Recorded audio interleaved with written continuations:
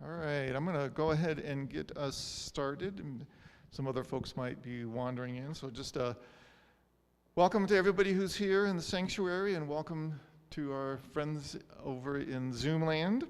My name is Paul Michlik. I'm the chair of the Board of Congregational Care, and I'm hosting tonight. So just one of the things we like to start with is whoever you are and wherever you are on life's journey, you are welcome here, and bless you. I want to begin with a prayer before we enter into our evening. Before I enter the prayer, I want to just say thanks to Rob Cass, who's running our tech and making things work here, but also in the virtual world as well. But we'll begin with a prayer.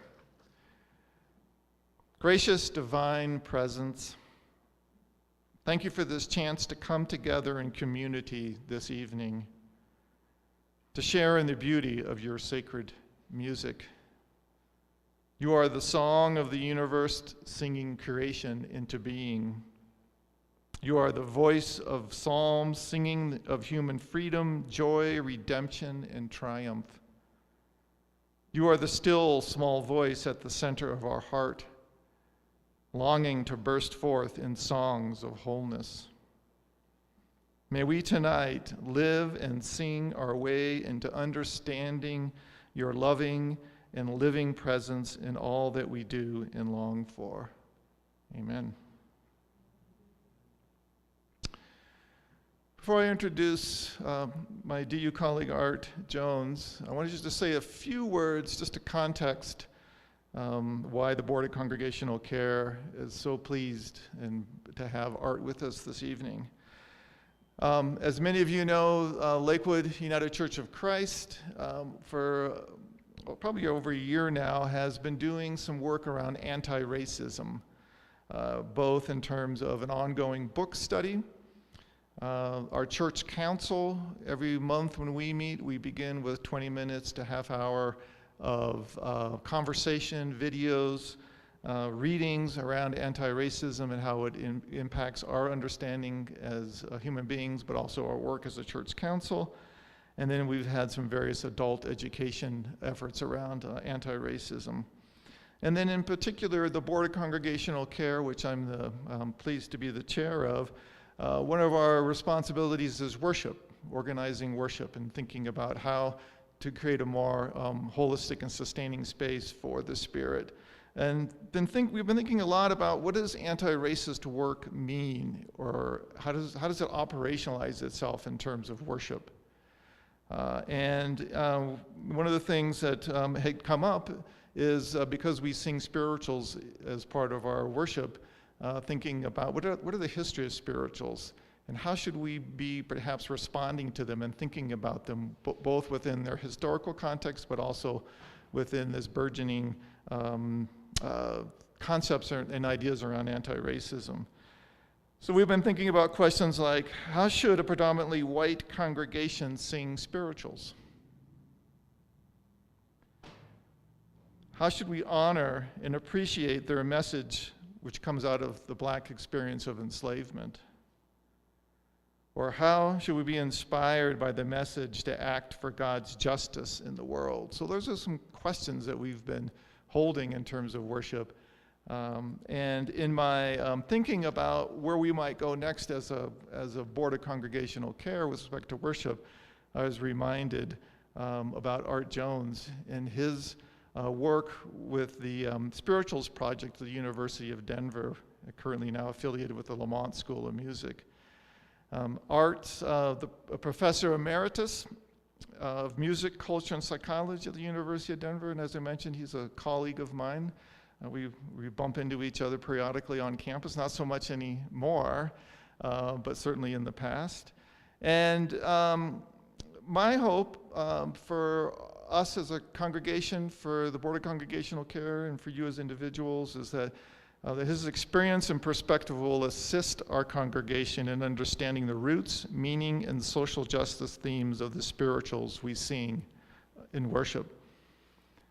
And spirituals are more than praise for the divine, and knowing their history will offer insights into ways enslaved people have employed singing as liberation, humanization, and connection to God. I want to end with just a quote from the Spirituals website, where the website describes spirituals as songs first sung by enslaved Africans in America in the 18th and 19th centuries. Spirituals uplift in times of crisis, heal, comfort, inspire, and instill hopes and dreams, thereby transforming individuals, communities, and whole societies. And with that, Art, I'd love to invite you up to share with us your wisdom and understanding. Thank you.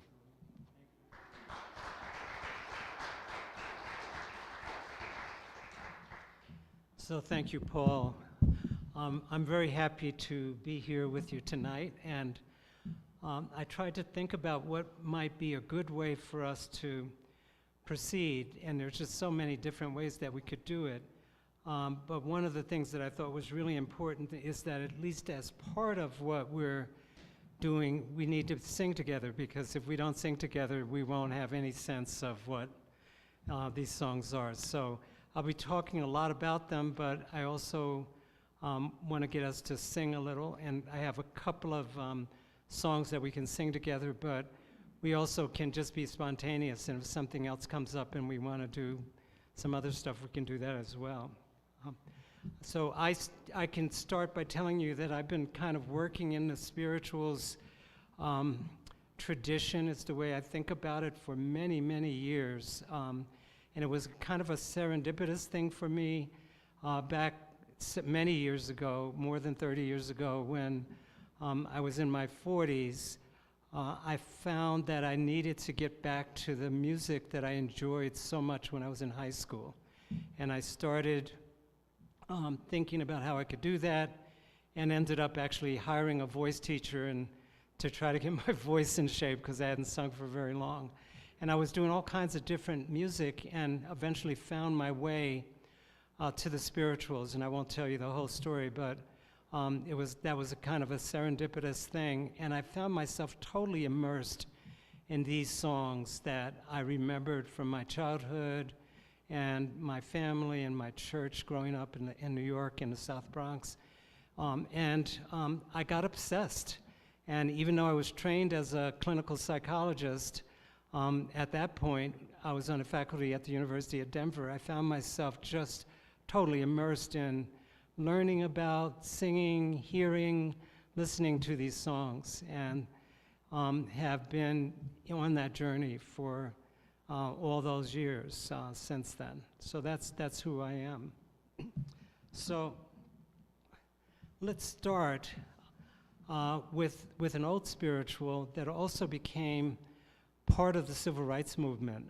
And many of you know that during the civil rights movement, a lot of the songs that had been created in slavery were some of them modified, some of them used in their original context, their original kind of versions, and they became freedom songs.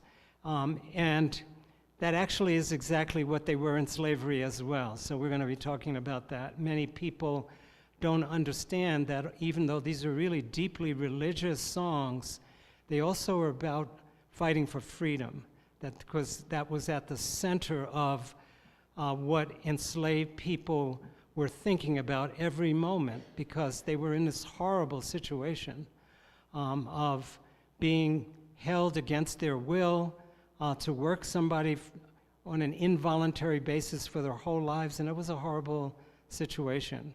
And so one of the songs that they created that expressed how they felt when they were with each other, and often these were songs that was sung in secret at night in the outer skirts of the plantation. They called them the brush arbor or the hush arbor often. They would sing these songs together in secret out of the hearing of the slave master. And so this is one of these, and so I'd like to see us sing this together, and for you to just think a little bit about what this would mean, what it would mean for them then, what it means for people who are on the margins today, and what it means for everyone today, because it's my contention that some of the systems of oppression that have been created in our culture oppress everyone. This is it. So I'll sing a couple of the line. Well, the way we'll do this, I'll sing a line, and you just sing it back to me so we can learn the song, okay? I'm gonna sit at the welcome table.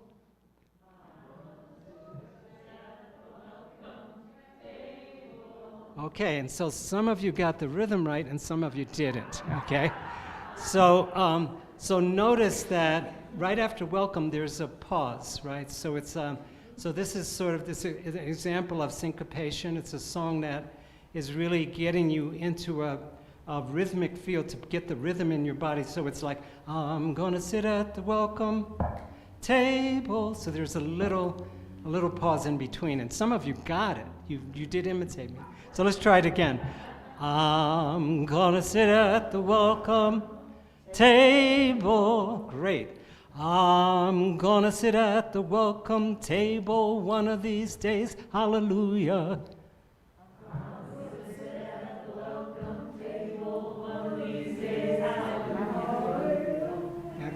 That's good. Okay, that's good.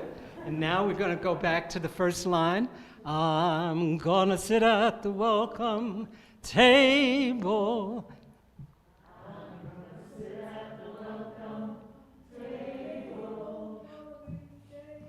I'm gonna sit at the welcome table one of these days.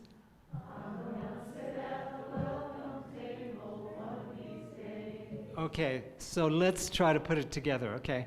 I'm gonna sit at the welcome table. I'm gonna sit at the welcome table one of these days, hallelujah. I'm gonna sit at the welcome table. I'm gonna sit at the welcome table one of these days. Now the next verse. I'm gonna eat and never get hungry. I'm gonna eat and never get hungry one of these days, hallelujah. I'm gonna eat and never get hungry. I'm gonna eat and never get hungry one of these days. I'm gonna drink and never get thirsty.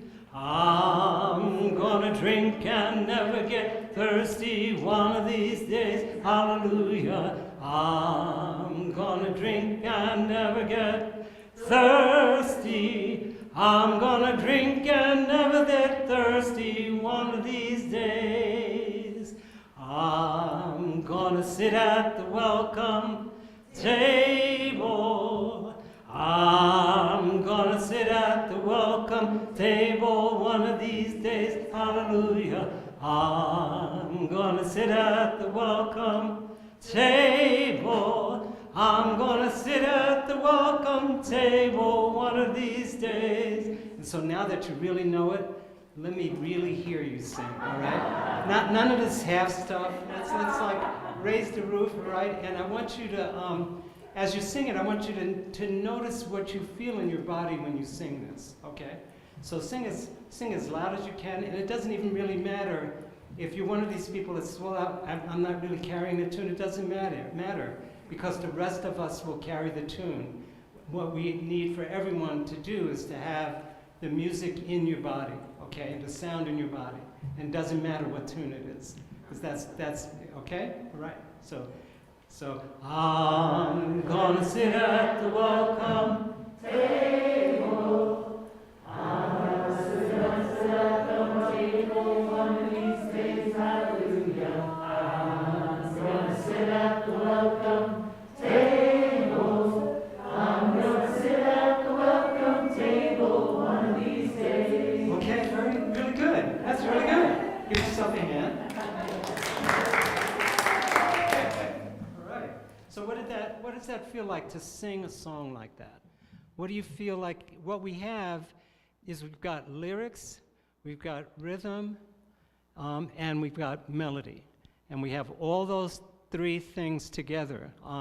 One of the things many people comment on about these songs that were created by enslaved Africans is that they seem to have some special kind of feeling that is not present in a lot of other songs. And there's certainly many songs in many cultures that have this kind of special kind of meaning and feeling that makes people want to sing these songs. They're accessible and whatever. But tell me a little bit about how you feel, and then we'll go on. Just a couple of comments, and then I'll continue. How do you feel when you sing a song like that? I feel hopeful. Yeah. Hopeful, yeah. Okay. I feel like I know it already. Yeah, you know it already, yeah. Yeah. Many people have written about these songs, and Paul, did people get the reading list, the resource list that I sent? So, yeah, so some of you might want to explore some of the things, but many of the folks who have written about these songs, and one of them is a theologian named James Cone, who's been especially helpful in terms of his understanding of these songs, is that when folks are in the middle of a really horrible experience of suffering, and you sing a song like this, it brings the future into the present. So you are in this horrible situation where you're just being abused and made to work long hours and getting treated like a subhuman person, a subhuman animal, and yet you sing a song like this and it brings you into what James Cone would call the transcendent present, or transcendent future, where the future is part of the present, and it allows you to feel the kind of sense of humanity that you deserve, because it's right there in the center of your being, okay?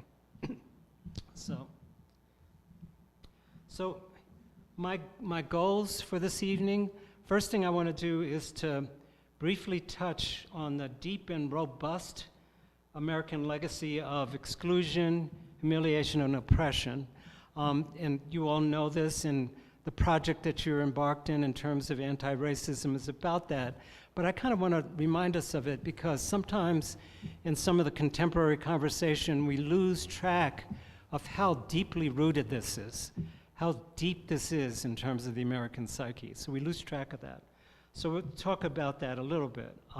It contaminates everyone's air, and not just the people who are in the position of victimhood, or the people who are most affected by it, but it contaminates everyone.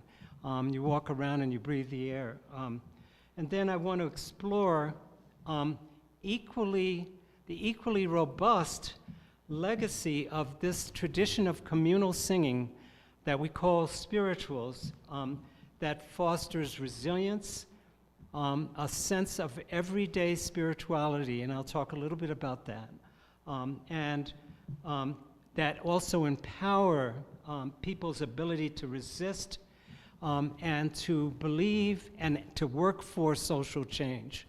And those are obviously tasks that are just as relevant today as they were during slavery. And then finally, I want to offer a little bit of food for thought about majority white communities that sing spirituals. What is that all about? How should you be doing it? Why are you doing it? Can you do it?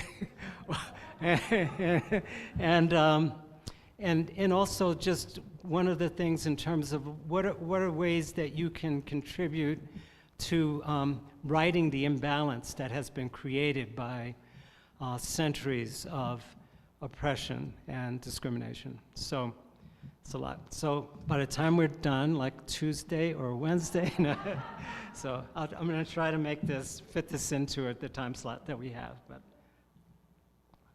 so, and then now I want to share with you a brief video as just an introduction to this first part, to think about what it is that we're talking about when we're saying that we're doing anti-racist work.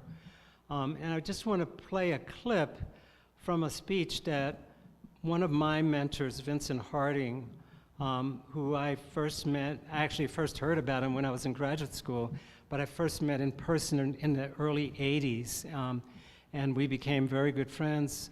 I didn't even know that he was living in Denver at the time, and I, discovered that. But over the many years there were just so many lessons that I got from Vincent. And one of the things he would often say when he was giving a public presentation was, and I just quote him, "I am a citizen of a country that does not yet exist." And I think what he meant by that was that he was going to do everything that he could in the way that he lived, in the way that he acted, to create that country. And anybody who was around Vincent Harding can attest to the fact that when you were with him and you were in a workshop or you were in a community gathering or conversation, you always felt like you belonged and that you were respected, and everyone in that circle felt that way. So he's constantly working for that, but also constantly pushing for people to create that country so that it didn't have to just happen in a restaurant on Colorado Boulevard, but it would be happening like countrywide. So let me just play this clip from Vincent. It's a talk. He died in 2014, unfortunately. We miss him a lot. But this was a talk that he gave for the Children's Defense Fund several years ago.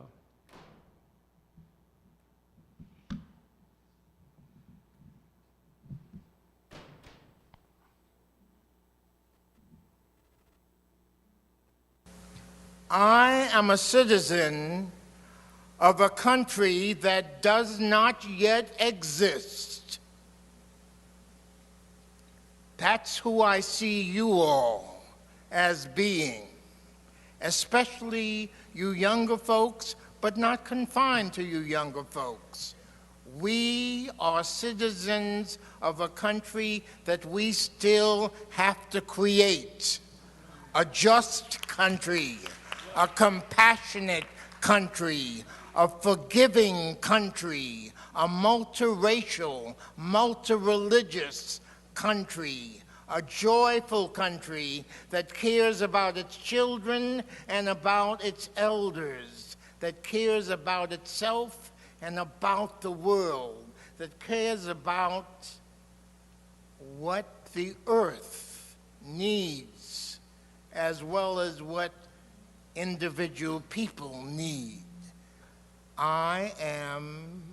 You are a citizen of a country that does not yet exist and that badly needs to exist. That's connected, you see, to Langston Hughes, the poet again. America, you've never been America to me, he said, and we can always stop there and complain and complain and complain. You've never been America to me, but remember, Langston did not stop there. America, you've never been America to me, but I swear this oath, you will be. I want you, those who are not afraid to swear oaths, to swear that oath for yourself, for your children, and for your old uncle here. You will be America. You will be what you could be. You will be what you should be, and I am going to give my life to the working for that. Yeah, so I'm almost in tears every time I hear him. I heard him give a version of that speech many times, but he lived it, and he gave me inspiration, he gave me hope, and I think he gave a lot of hope to a lot of us who work for this thing. Let's see.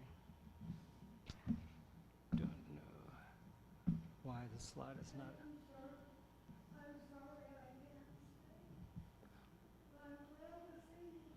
Right. Well, thank you so much for being here with us.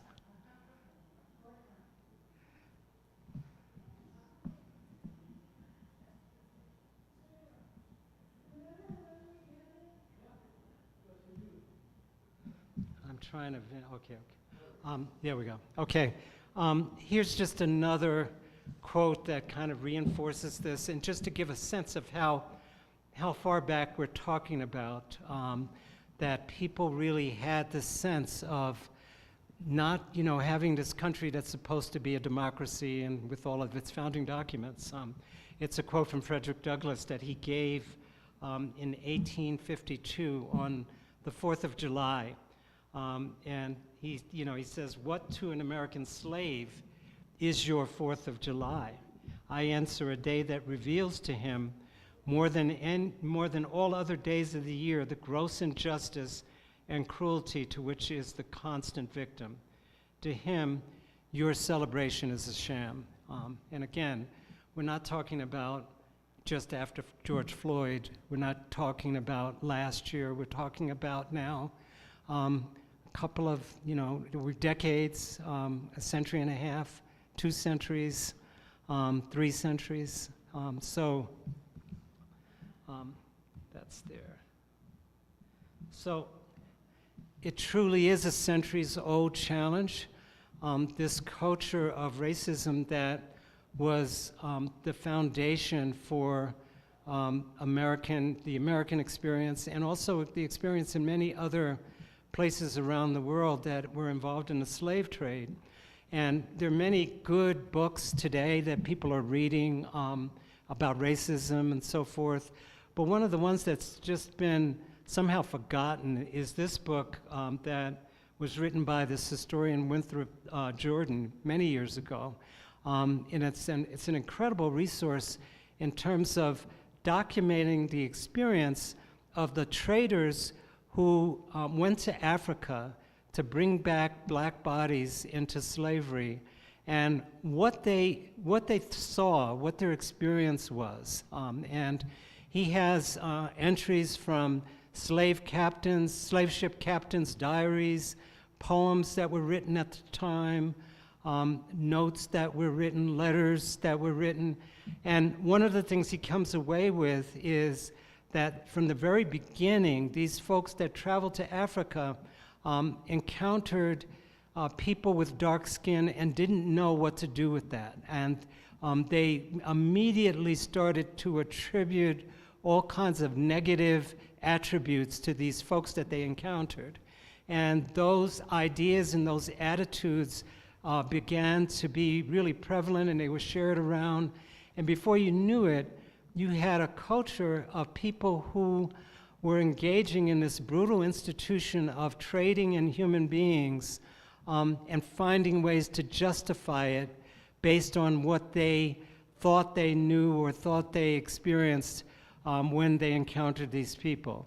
And I won't spend a lot of time on it, but I wanted to just share with you one example from the book, which is a poem that was written by a man named Robert Baker. This is back in 1562. So we're talking, so we're not just talking about, the 1800s or even the 1700s. We're talking about way back in the 1500s. So he says, this in his poem, he says, "And entering into a river, we see a number of black souls whose likenesses seemed men to be, but all as black as coals. Their captain comes to me, as naked as my nail, not having wit or honesty to cover once his tail." So you can see right away, right? So what are we saying here? This is,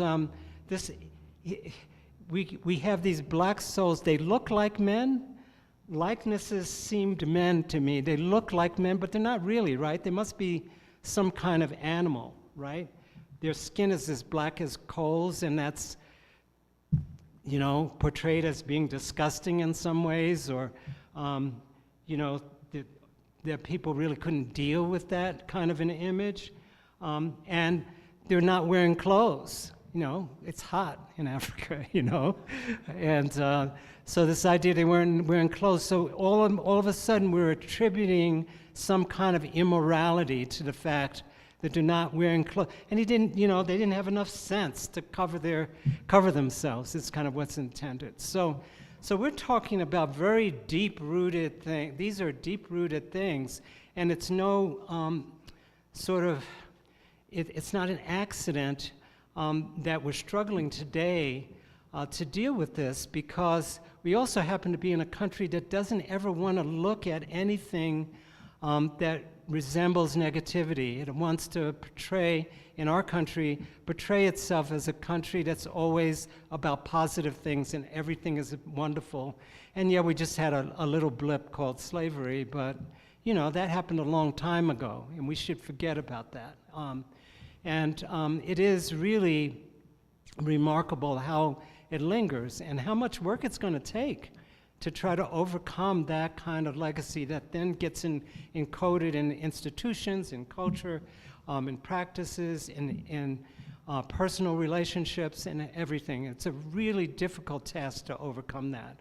And fortunately, there are people like you all in this room who have decided that you want to deal with this. And I do feel like we have to constantly realize that, and we have made progress.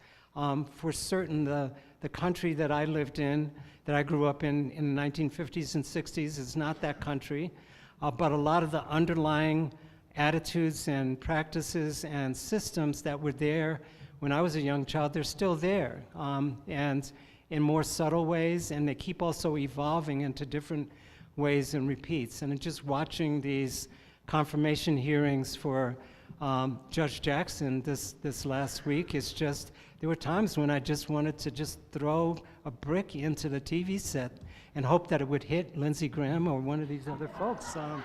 It's like, yeah, because of course a black woman would be soft on crime, you know, because that's what black people are, they're criminals, you know, and so wouldn't you want to protect your fellow criminals if you're a judge? It's like, so one response that African women and men who were brought into the crucible of slavery, one response to that challenge was bringing elements of their African cultural sensibilities. And when I say sensibilities, what I mean is a way of being. So when you are brought onto a slave ship and brought to North America, and then you end up working on some plantation to some strange person in South Carolina or someplace, and you start to bring your own sort of sense of culture and your sense of yourself and your sense of your community. You're bringing kind of ways of operating and experiencing that you had in Africa that gets also passed on to generations. And three of those, what I call sensibilities, and I call them sensibilities because it's different from a practice. So there isn't any spiritual that were basically transported from Africa to America, but the way in which those songs were created reflected the kind of cultural sensibility that the folks brought with them to that singing. And there are three that I want to focus on. One is multifunctional music making. The second is embodied spirituality. And the third is what I like to call an I-we communal identity. So all three of those African sensibilities, by the way, that transcended a lot of the very significant cultural differences that existed between different ethnic communities in West Africa and Central Africa from which human beings were brought into the slave trade. There were a lot, these different communities were very different from each other, but these three particular sensibilities seem to be the things that they all shared.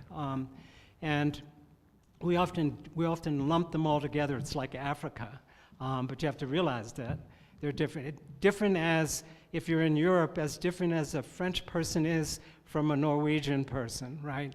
But then you might also identify some things that you would call European, right, that everyone would share. So let's start with multifunctional music making. John Lovell wrote in a book that he wrote back in the, I think it was in the 60s. It's on your list. I forget exactly when it was published. Called Black Song, The Forge and the Flame, and he's trying to explain why spirituals are so central to understanding the culture of people in slavery. And he says, to the African, singing and dancing are the breath of the soul. No matter where he goes or what kind of life he is forced to live, these two things he will do, and basically in the African way. And so if you're in this oppressive situation, you're going to bring, one of the tools you're going to bring is this central part of who you were as an African person. And a lot of people have thought, they used to think, when I was in college, I took a course in African ethnology and so forth, and one of the common beliefs was that when African people were brought into the slave trade and they served as slaves on these plantations where people were sold willy-nilly away and families were broken up, that somehow these African cultural sensibilities were wiped out, and that they didn't have that to draw on anymore. We now know that that's not the case at all, and lots of people have demonstrated ways in which these things survive. So even second, third, fourth generation people in slavery were still really drawing from this well, this deep well. So that multifunctional music making, and what that means is that music serves many different functions, right? And let me just go back. Serves many different functions. So in Africa, you had songs to get up out of bed, you know, in the morning, songs to eat breakfast by, songs to eat lunch by, songs to welcome visitors to the community, songs to send people out to war, songs to do your work. It's like every part of life was infused with this idea of singing and dancing. And so when we think about these songs that they created that we now call spirituals, that also brought in elements of European culture and European worship and the Christianity, the so-called Christianity of the slaves, the enslavers, that this is an automatic tool that you bring to the table. And a lot of people don't understand that if you want to think about enslaved people fighting for freedom, you can't think about it without thinking about the songs they were singing, because that was just such a core part of who they were. Embodied spirituality, John Mbidi is a philosopher, East African philosopher, who's written a wonderful book called African Philosophies and Religions, where he talks about traditional religions in the African diaspora. And he says that in traditional religions, there are no creeds to be recited, like the Apostles' Creed or the Nicene Creed. Instead, the creeds are written in the heart of the individual, and each one is himself a living creed of his own religion. Where the individual is, there is his religion, for he is a religious being. It is this that makes Africans so religious. Religion is their whole system of being, another African sensibility. If I had to draw a parallel to the religion as we know it today, I would say this is as close to contemplative spirituality as you would want to get. It's not about a passage in a book or a thing that you read and recite. It's about an experience. It's an internal experience of the divine. People try to make African religions into primitive kind of forms and not understanding how important this aspect are. This is experiential religion. And so the songs, when they get created, are also that. And we'll talk a little bit about that in a minute. And then Finally, this is also a quote from John Mbiti, the I-we communal identity. And he writes, whatever happens to the individual happens to the whole group, and whatever happens to the whole group happens to the individual. The individual can only say, I am because we are, and since we are, therefore I am. So there's this reciprocal relationship between individual identity and group identity, and it's not as if, this does not say that people submerge their individuality in the service of the group. What it says is that the individual can't exist without the group, and the group can't exist without the individual identities. And so when one person is missing, there's something really important that is missing, because each person is contributing something, but they're contributing something in community.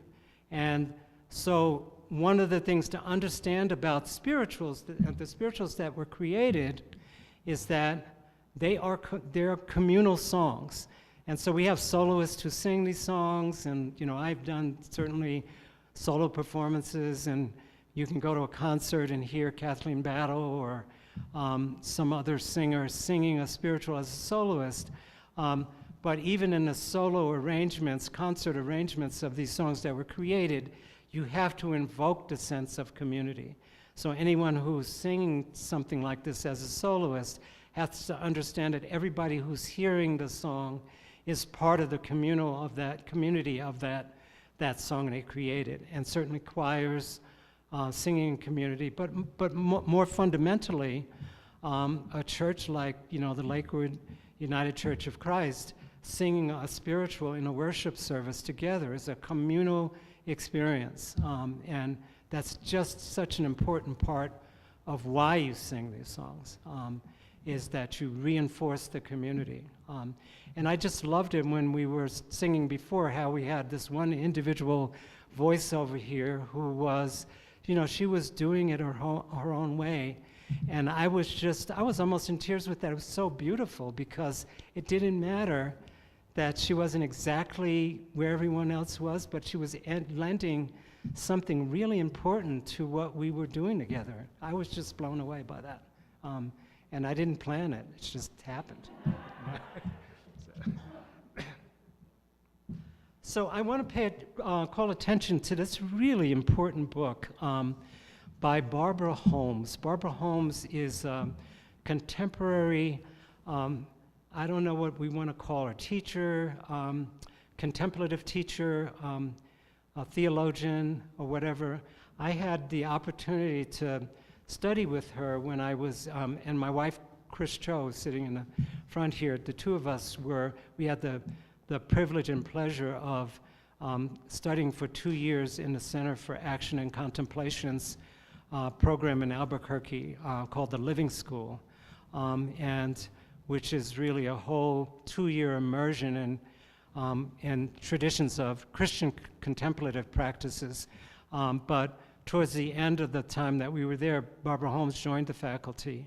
And what Barbara Holmes what she really contributed to the curriculum, which I think is really amazing, was to help people to understand that often in the Western tradition, people tend to conflate contemplation with meditation. And they talk about them as the same thing. Contemplation is meditation. And what she says is contemplation is the experience of immersing yourself in the Spirit of God, the divine Spirit. That's what that is. And that there are many ways to get there. And one of them certainly is silent meditation, which is a very powerful practice that allows you to get there. But another way to get there, and definitely that has been a part of African diaspora practices, has been through singing and dancing together, anything but quiet, but gets to the exact same place. And she also has another concept that she calls crisis contemplation, which is when you're in just the most terrible situation. Just think about people fleeing from Ukraine right now, or things that these really horrible people in a concentration camp in World War II, or people enslaved on a plantation in chattel slavery, or being in a hold of a ship during the Middle Passage from Africa to North America, in a hold of a ship, sitting in this sort of the hold of the ship against all these bodies who are all urinating and all together, and just like, where am I? What am I doing? And all they did was moan and just cry together. That those are experiences also that get people into this experience that we call contemplation.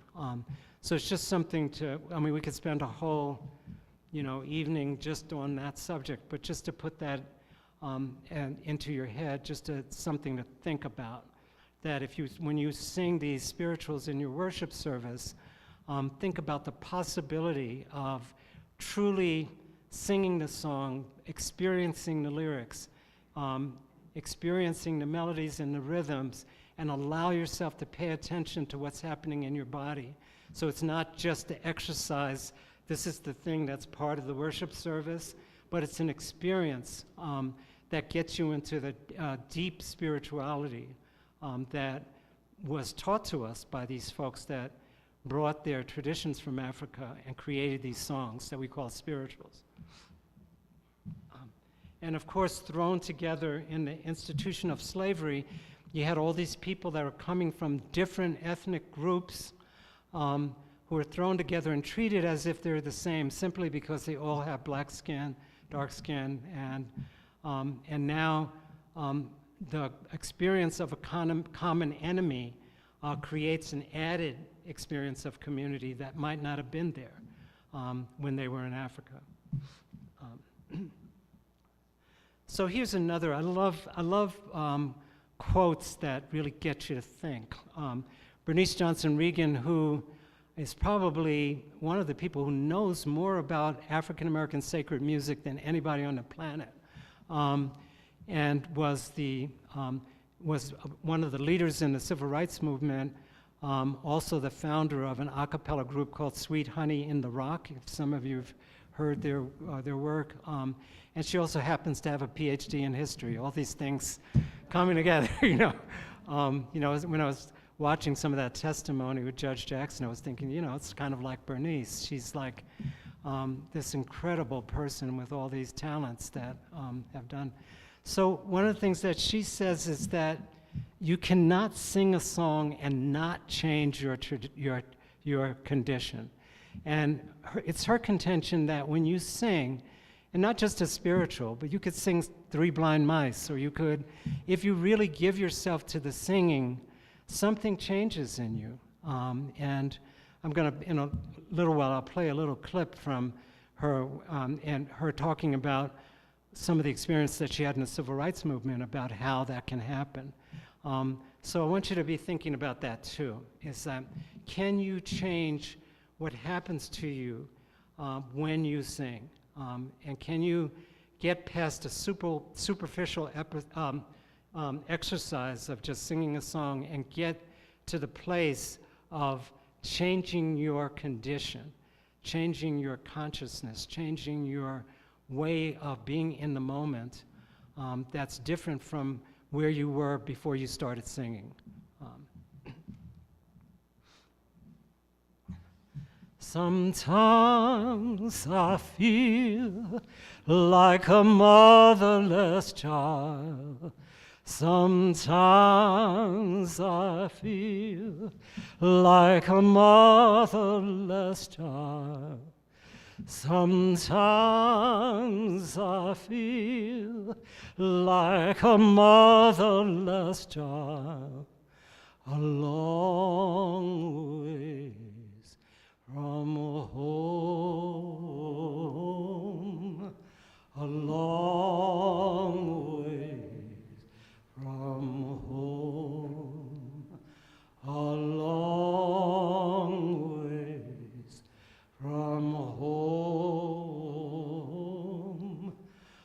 long way from home. Sometimes I feel like a motherless child. Sometimes I feel like a motherless child. Sometimes I feel like a motherless child, a long ways from home, a long ways from home, a long ways from home, a long way from home. Sometimes I feel like I'm almost gone. Sometimes I feel like I'm almost gone. Sometimes I feel like I'm almost gone. A long ways from home. A long ways from home. A long ways from home. A long way from home.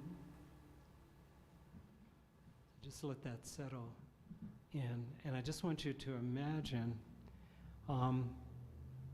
at night at the edge of a plantation in the dark after a long day of work. And someone raises this song. These are songs sort of created in the moment, these songs. Somebody would make it up, and then maybe somebody would add a verse or change the melody. Someone would take it to another plantation. It would be a little different. But just imagine a song like this where you're singing these lyrics, adding new lyrics, and just maybe 15, 20 minutes over and over and over. And what you end up feeling like inside. And, you know, if we had a lot of time, we could just get into a discussion about what everybody feels. But I know from many workshops that I've done in the past, when we sing this, some people will say, wow, I felt really sad when I sang this. And then somebody else will say, yeah, but you know what? I also felt like some hope when I sang it, because we were singing this together in community, and somehow there was some comfort that came out of our singing it together. And I wanted to use this song just as an example of one of the things that happens psychologically and spiritually in almost all of these songs. And you could pick any one at random, even the one I'm going to sit at the welcome table, or any song. Swing Low, Sweet Chariot, Wade in the Water, just pick your song. There are always two emotional poles that are embedded in the song. And one of those is claiming the despair, and the other is claiming the hope and the joy. These two ends of a continuum, and holding those together. It's not like a Pollyannic thing where I'm just going to sing a happy song. It's like, be happy and sing a song. It's not like that. But it's like the singing of the song allows you to be in the present and also be in the joy at the same time. And it's just kind of an amazing feat, and it happens all. And you can certainly feel it. You can feel it in the melody. But you can also experience it in the poetry of the lyrics of a lot of these songs. So sometimes I feel like a motherless child. What's implied is sometimes I don't. You know, it doesn't say I feel like a motherless child. It doesn't say that. Sometimes I feel like a motherless child. Sometimes I feel like a child of God. In fact, right now I feel like a child of God. I know I'm a child of God.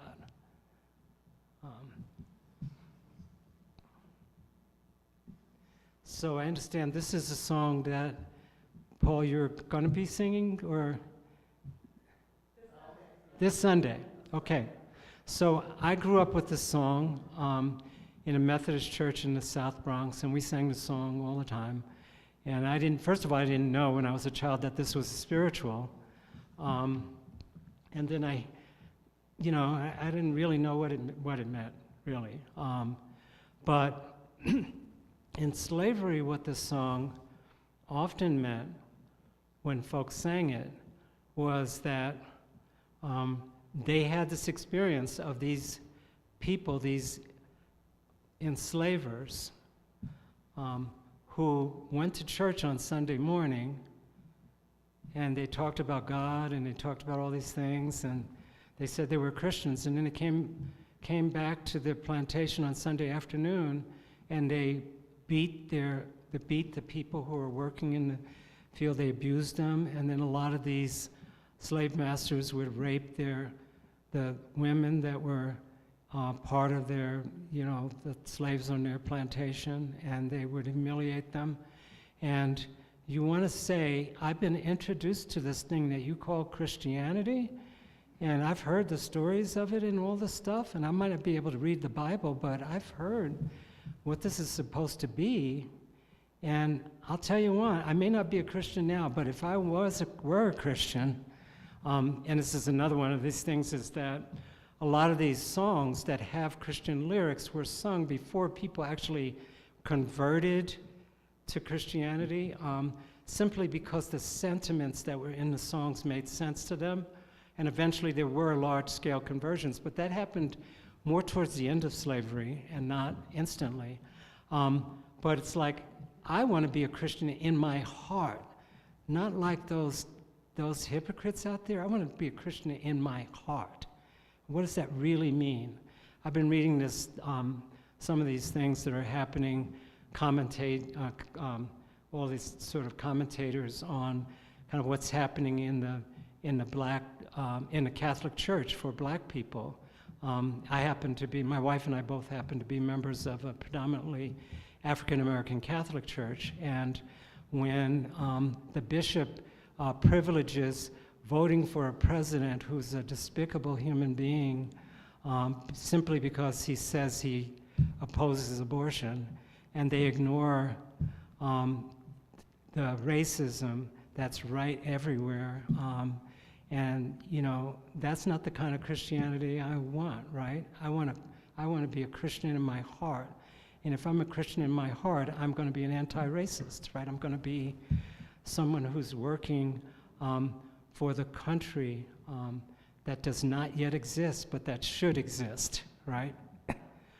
Lord, I want to be a Christian in my heart, in my heart. Lord, I want to be a Christian in my heart. In my heart, in my heart, Lord, I want to be a Christian in my heart. Lord, I want to be more loving in my heart. In my heart, Lord, I want to be more loving in my heart.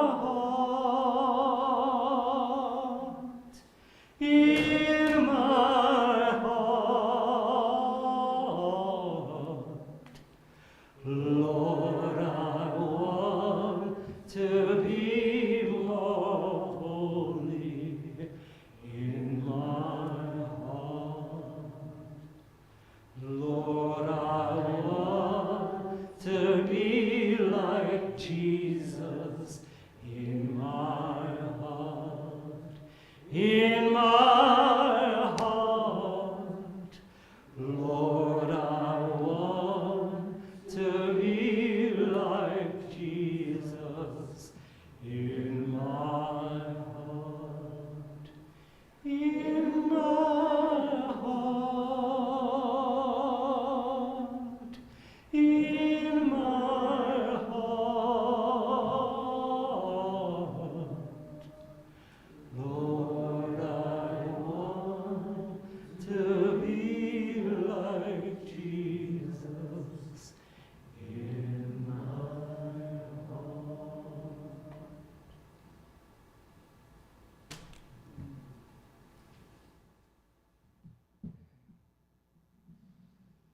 So, the deep spirituality that's at the center of these songs is what creates the ability to be resilient. You know, when you think things can't get better, you know, I think some days I was like, you know, really? Am I back in, 1950 again? Am I, but, it doesn't come close to what an enslaved person would feel. Really? But, a song like this gives you the determination to keep going, right? And to, okay, we heard that somebody was going to escape. How can I get out of here? What's going to be the song that tells me it's time to escape? Because we have these secret coded songs that tell people it's time, we're going to go. And what's going to be the song that tells me, okay, I've been working all day, but it's time for us to come together and sing some songs? What is going to be the song that helps me with that?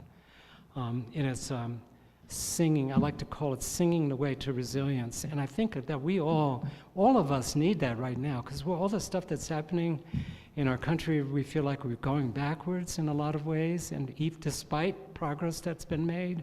I know progress has been made because my parents, who migrated from Virginia to New York in the 1930s for a better life, who didn't even graduate from high school, had children, and they told us we could do anything we wanted, even though people were telling us that we couldn't do it. And I could go to college and I could earn a PhD, and I believed them. They communicated that to us. That's passed on from this legacy. And that kind of resilience is kind of what's needed. And just because 2 years have passed since George Floyd, you don't give up because, oh boy, what has changed? You stay in the fight. So you remain resilient.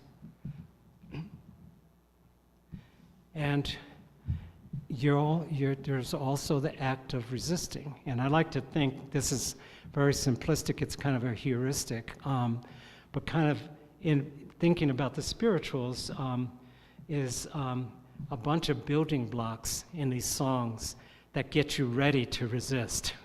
And get you ready to fight. And I think about, like, all of the folks have been going from city to city in the Black Lives Matter movement and trying to kind of keep going, even though you just sort of painted in this awful way.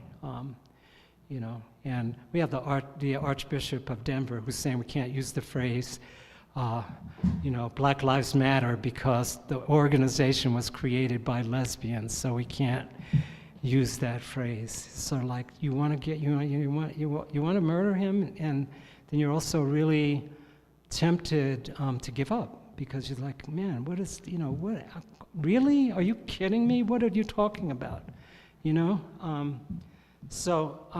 This is a clip from Bernice Johnson Reagan, and it was an interview that she did with Bill Moyers back, I think, around in the early 90s. And she talks about the freedom songs, many of which, as I mentioned before, were transformed for spirituals. They were spirituals that were used in the service of freedom during the Civil Rights Movement in the 1960s.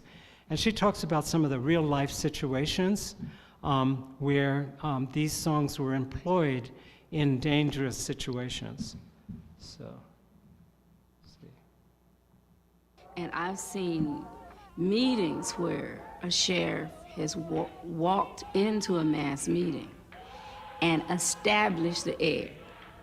This is a sheriff everybody knows, and they're taking pictures or taking names, and you just know your job is in trouble. And the only way people could take the space back was by starting a song. And inevitably, when police would walk into mass meetings, somebody would start a song.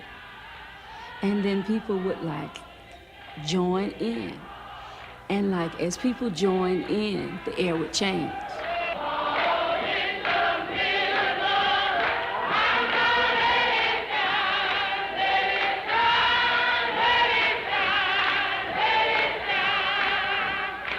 When I talk about the Civil Rights Movement, I'm talking about my coming into my position as an adult human being.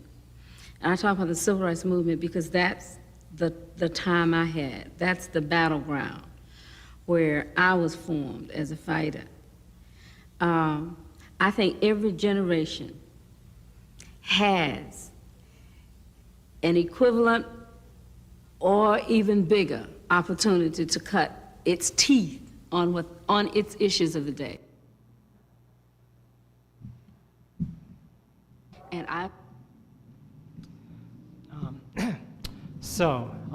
the raw power of communal singing changes the air and the space. Some of us have been trying to kind of reflect on what could happen to bring more of this kind of powerful singing into contemporary movements, because people are creating chants and they work okay. But there's something that's missing that I think could drive them more. A few years ago, the Spirituals Project did a collaboration with the hip-hop group, Flowbots hip-hop group, and we created this project that was called No Enemies, and the idea was that we would get a bunch of people together right before there was going to be kind of a march or some kind of celebration. And one of the times we did it was we had the parade that happens on Martin Luther King Day in Denver, and we'd get together, a bunch of us would get together the night before, and we would practice some songs, and we'd use some civil rights, the freedom songs, the spirituals. The people from the Latino community would bring songs they knew, and we'd do all these songs, and we'd practice these songs, and then we'd get into the heart of the parade, and we would sing and hope other people would join in when we did that, and it kind of worked a little bit. But I think I think it's going to be interesting to see if people can create this again. But it's just something to think about. I think there is something to the songs that are in the public arena, which is also happening. So we have rap artists that are creating songs that people know, and there are a lot of that. But that raw power of just singing together has sort of been missing. And we'll just all have to be creative in thinking about ways to do that. But in slavery, another building block, and again, this is very simplistic, but just to kind of get us to think about some key things, is drawing inspiration from ancestral stories.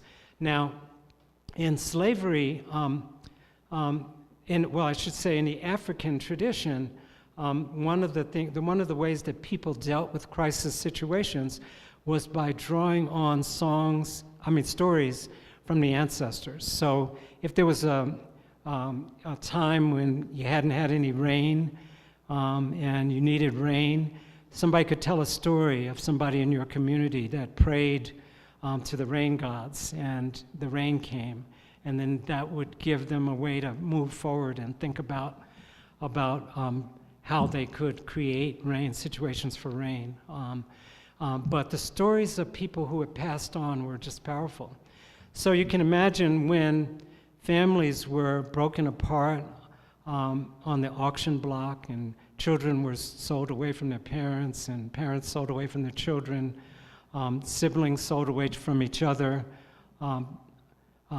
couples separated on the auction block, that one of the ways that they could deal with this was by kind of drawing on ancestral stories, but then they didn't have the story. The tribal differences were sort of wiped away, and a lot of those stories got lost.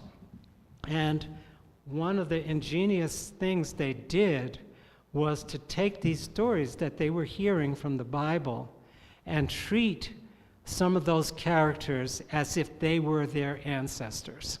And you'll notice if you go through any kind of a listing of spirituals or whatever, that so many of them are drawn from the Hebrew Bible, right? The Old Testament, or the, you know, what Jewish folks would call the Torah, first 5 books of the Bible. So you have all of these people like Moses and Noah and David, Daniel.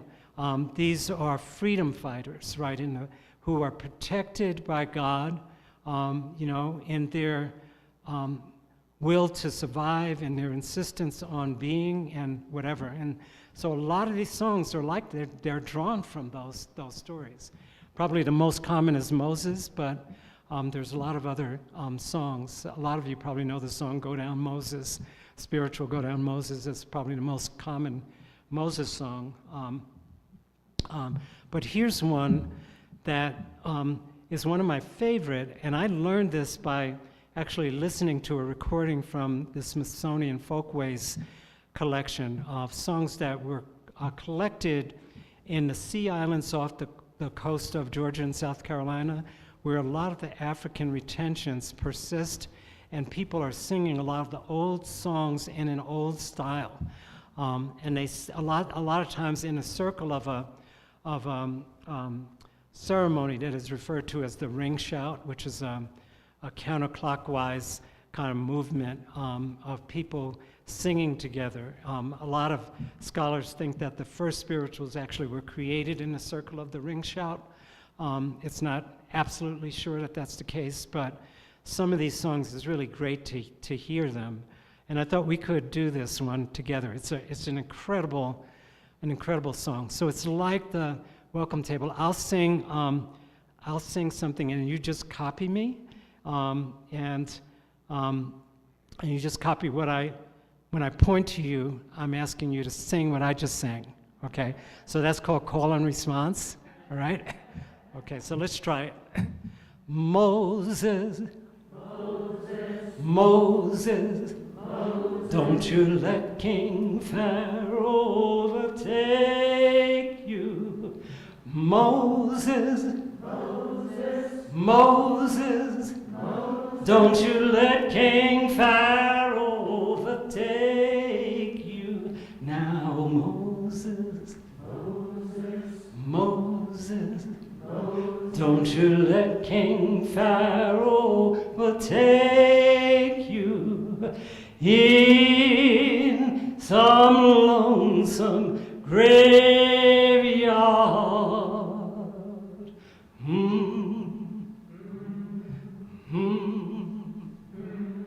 I hear the chariot coming.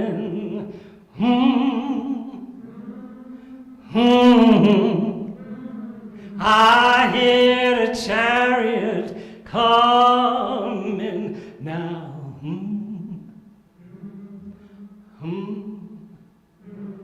I hear the chariot coming in some lonesome graveyard.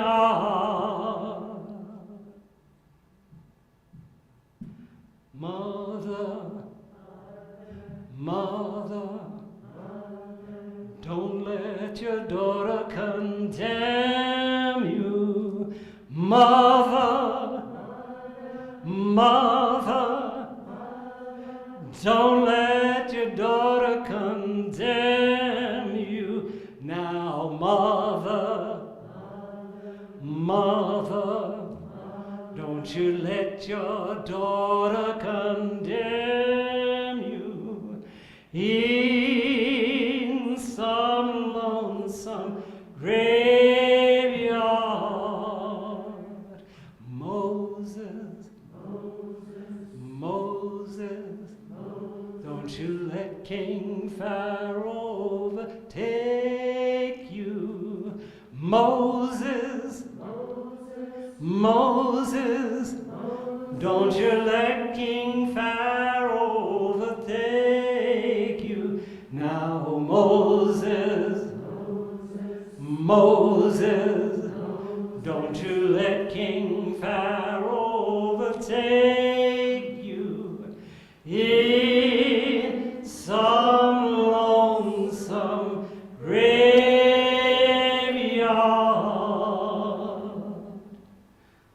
Isn't that a cool song?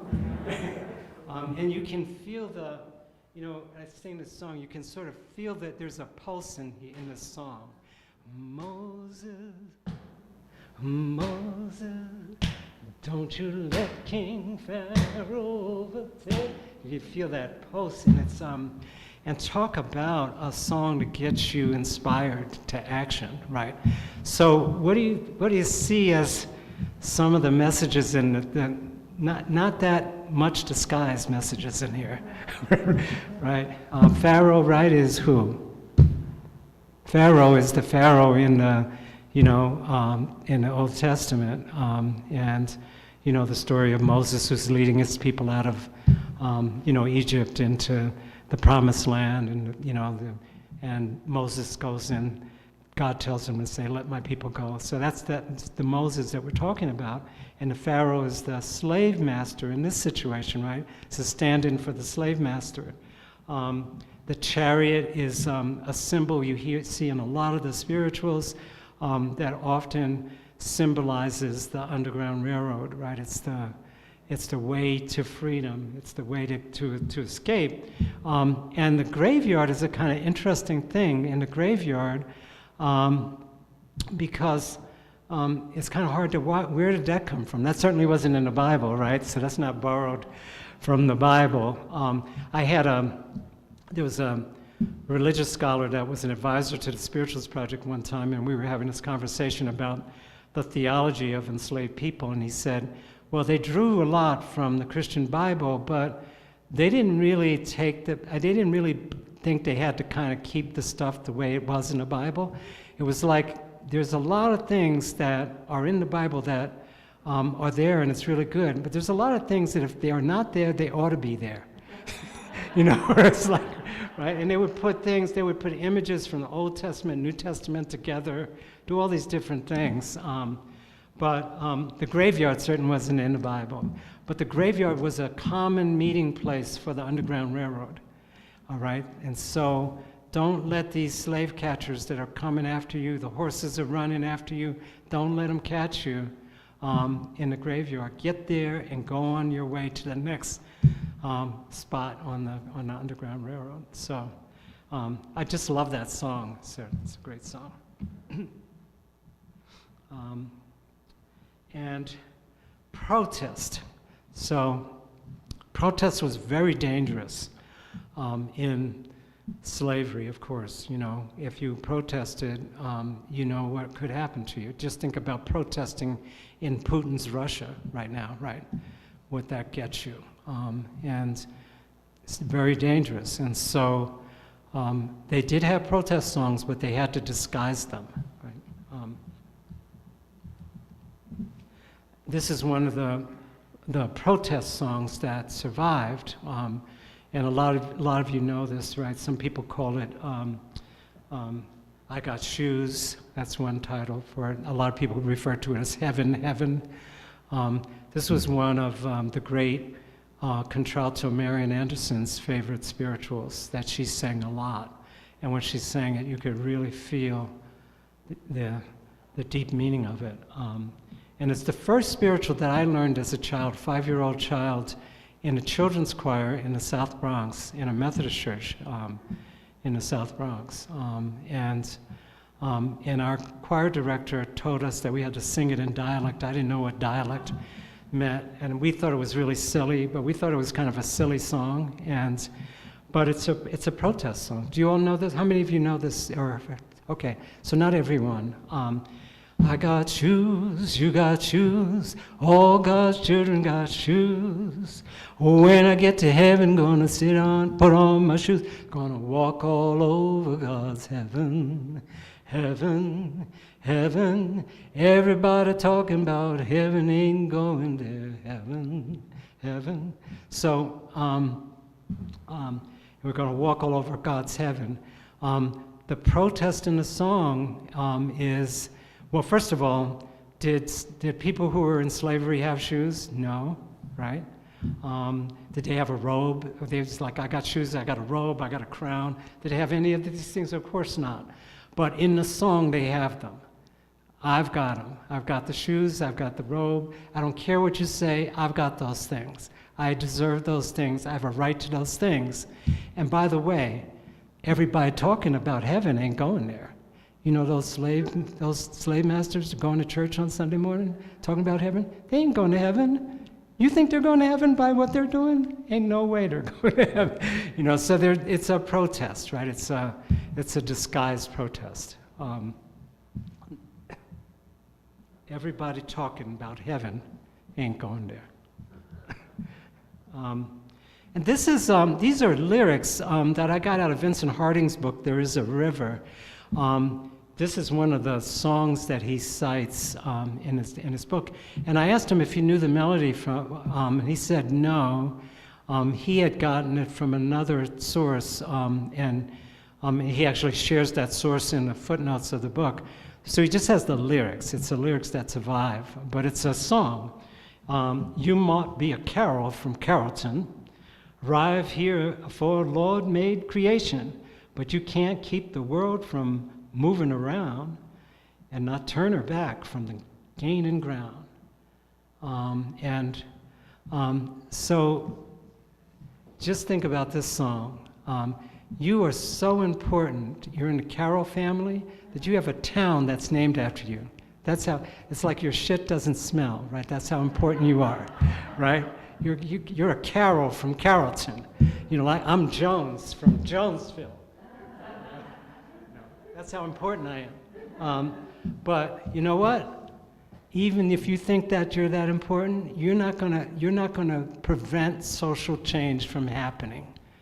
And what about that that's highlighted there? What do you get out of that?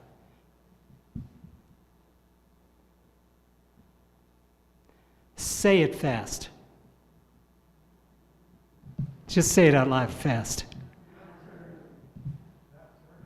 Nat Turner, right? So it's a reference to this famous rebellion that happened in Virginia in the 1830s, the Turner Rebellion.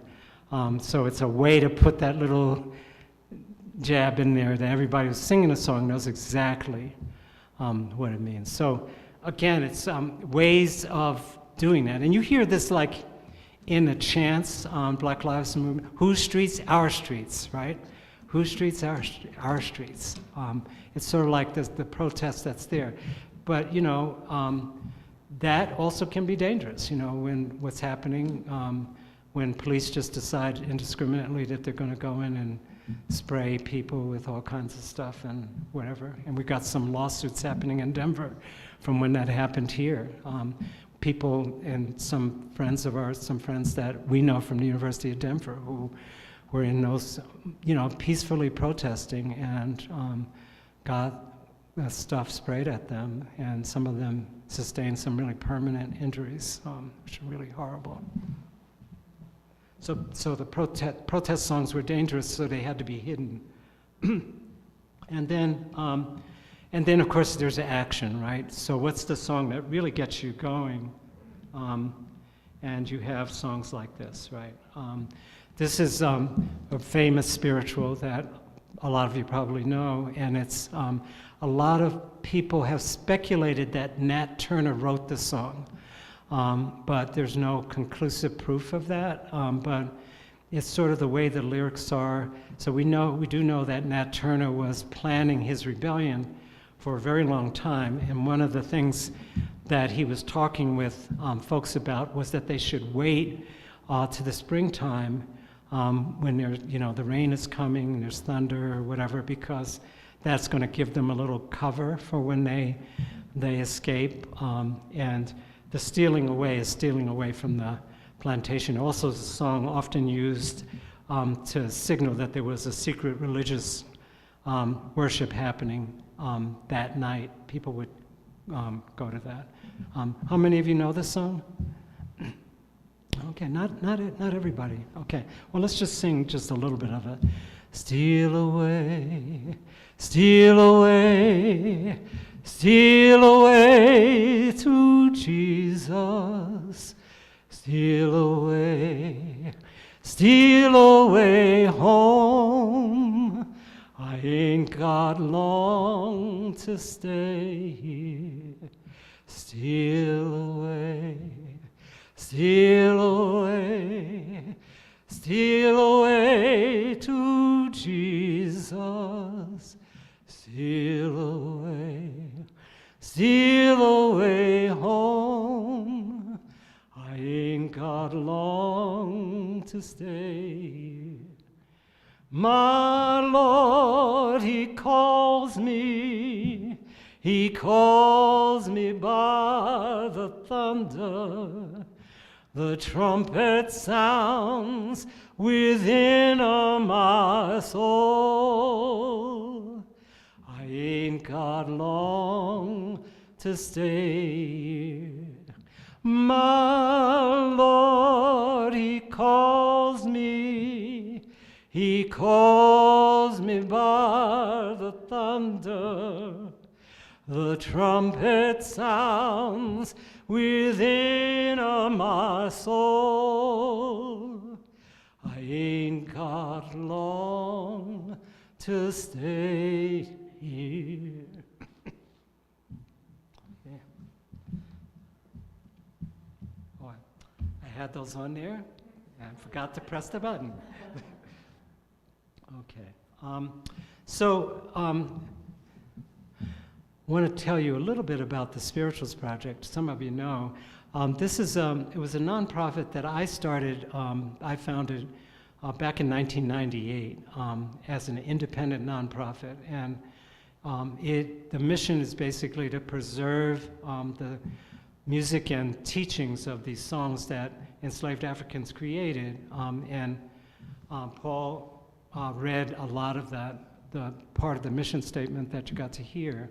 And we started out really as a project that we wanted to make a PBS documentary film, which actually never really came to pass. There was a documentary film that was made later, but it wasn't the one that we originally planned. But very soon after it got started, when we actually recruited people and we had a board of directors or whatever, there were people that said, like, this project is not about a documentary film. It's really about preserving and revitalizing this tradition of spirituals so people will know about it. And a film is one way to do that. But we could even have a community choir that could go around singing. And Art, I know you've been doing concerts and stuff like that, but we could have a whole choir. And then before we knew it, there were some musicians in the group that ended up acting on that, and we created a multi-generational, multi-ethnic choir from the very beginning. It was consciously a choir that was welcome to anyone who would take this tradition seriously and be dedicated to the mission. And then the choir actually became sort of really the ambassador for the overall project, which includes educational programs or presentations like I'm doing here tonight, other things that we've done. So the choir has just been a centerpiece. Now, during the pandemic, it was very difficult, actually, obviously, for the choir to perform. But last year, in the heart of the pandemic, we worked really hard to do a virtual concert. And so excruciating, it's really hard. I wouldn't tell everyone to do it because I was so tired by the time we ended up with that. But the person who directed the choir, which is the whole Spirituals Project, which is now, since 2016, an official program at the Lamont School of Music. And we were able to recruit a first-class conductor and musician to direct the project at the university. His name is Roger Holland. And last year, on Zoom, he led us through all these practices to learn some songs for this virtual concert. And we did, and he set up a program so that we could record our individual parts in, and he would go in and give us feedback, and over and over and over. And finally, we ended up with 4 songs that could be presented virtually online, so we could have this virtual concert. And then he drew some past recordings that were available and made them part of it. And it was a concert honoring the contributions of African American women composers, many of whom have created arrangements of spirituals. So I just thought I would just, a little treat, play you one of the clips from that so you can hear. Let's see. There are 55 people in the choir. Not all participated in this, but. I'm so glad trouble don't last always. I'm so glad trouble don't last always. I'm so glad trouble don't last always. Oh my Lord, what shall I do? What shall I do? Make more room, Lord, in my heart for Thee. Make more room, Lord, in my heart for Thee. Make more room, Lord, in my heart for Thee. Oh my Lord, what shall I do? What shall I do? I'm so glad trouble don't last always. I'm so glad trouble don't last always. I'm so glad trouble don't last always. Oh my Lord, my Lord,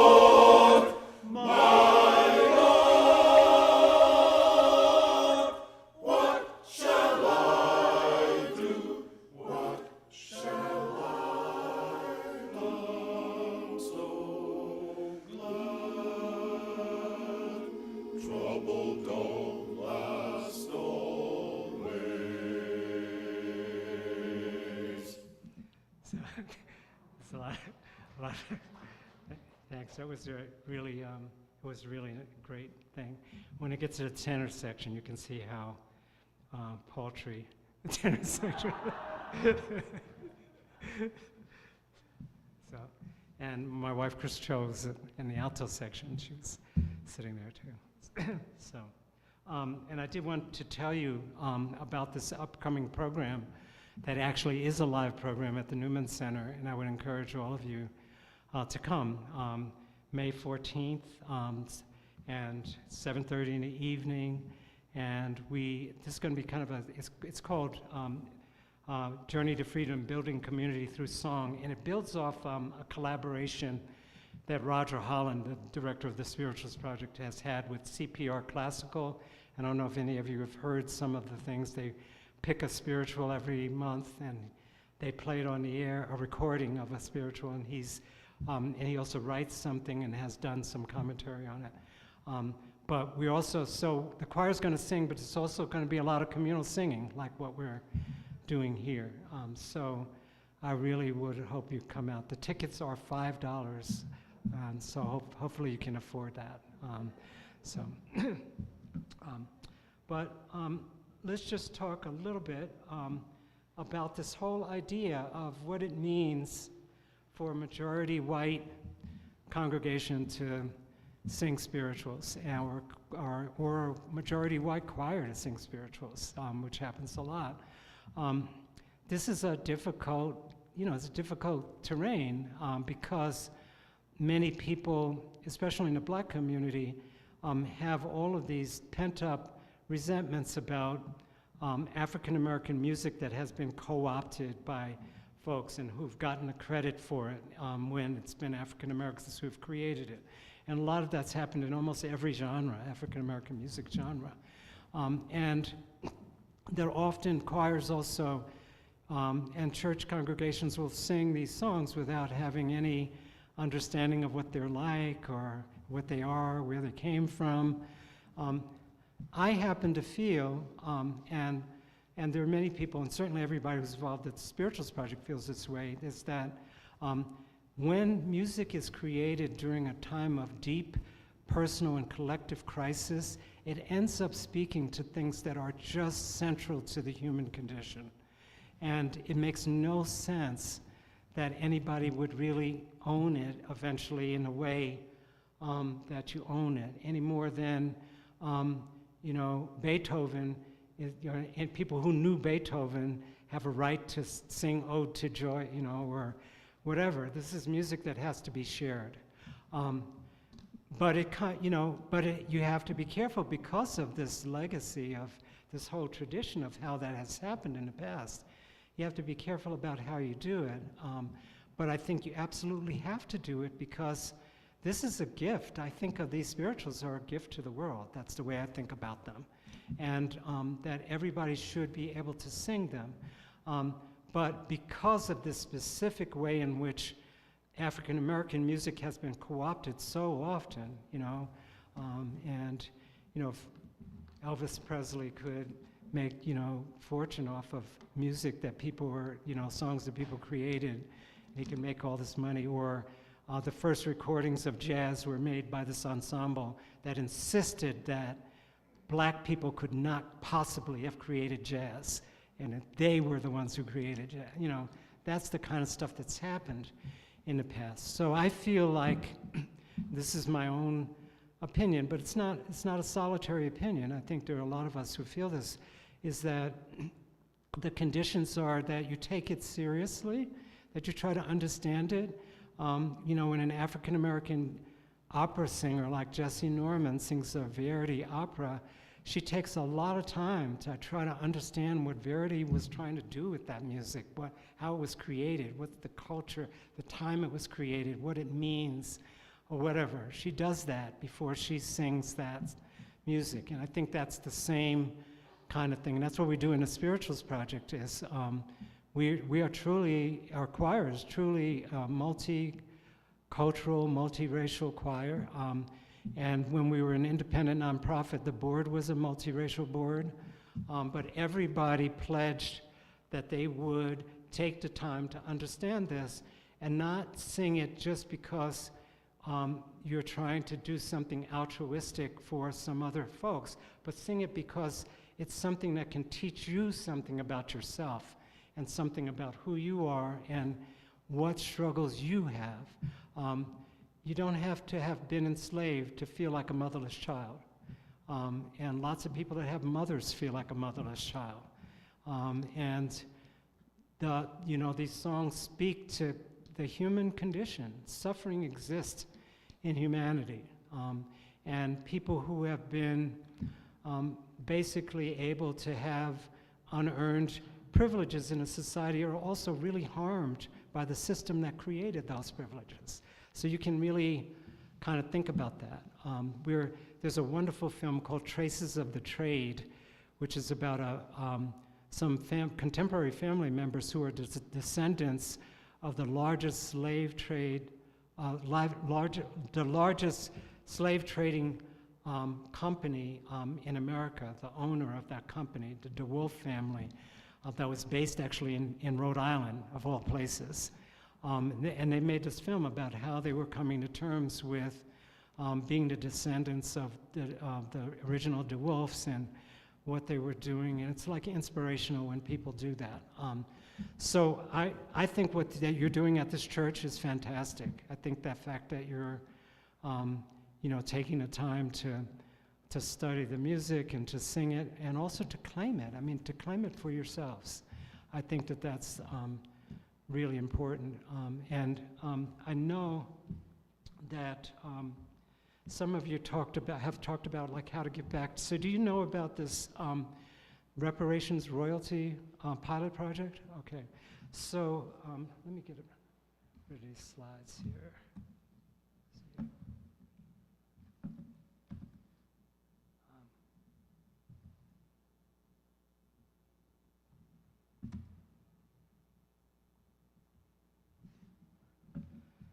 So if you Google reparations royalty pilot project, this webpage will come up.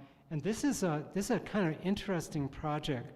And the person who's at the center of this is the music director of the Montview Boulevard Presbyterian Church here in Denver.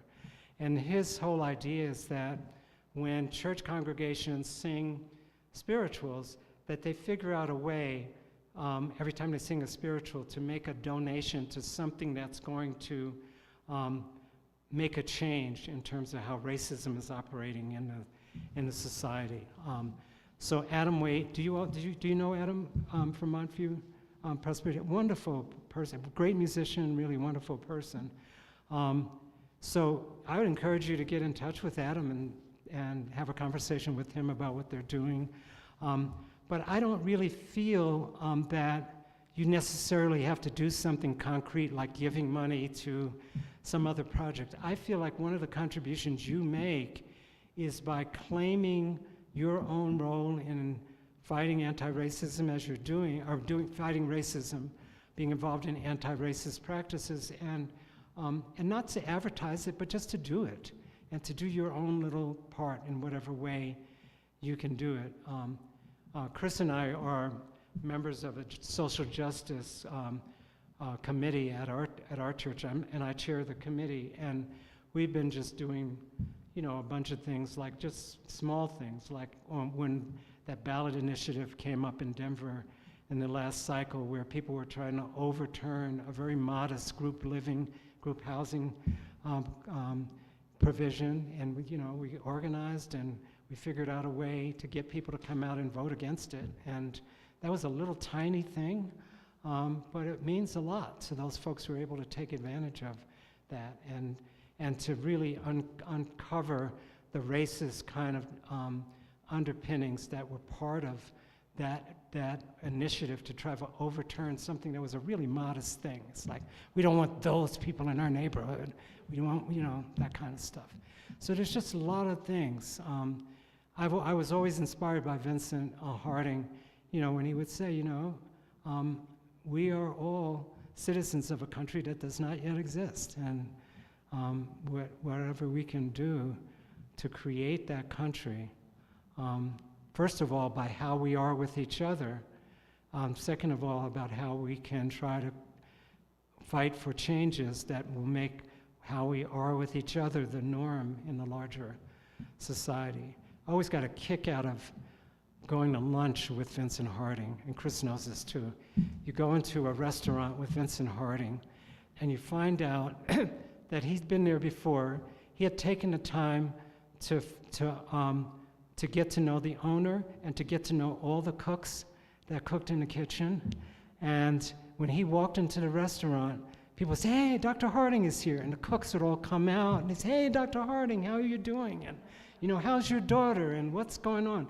He had created in every place that he went the kind of connections and respectful and loving connections with people that were examples of what the country could be like if we got that country.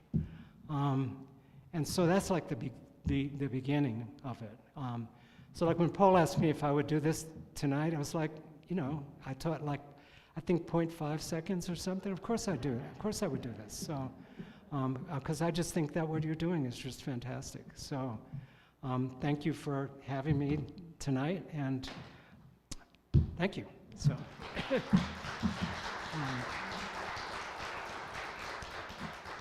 So I'd be happy to entertain.